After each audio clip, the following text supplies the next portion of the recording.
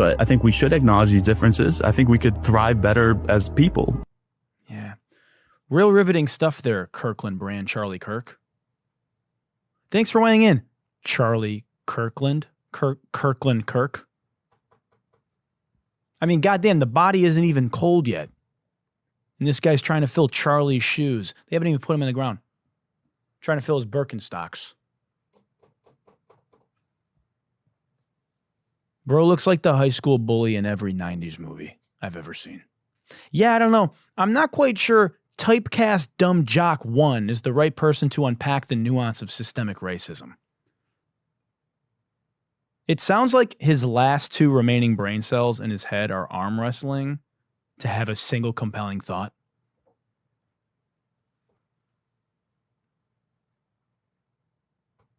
Bro's brain chemistry is a Mentos in a 2 liter of Diet Coke.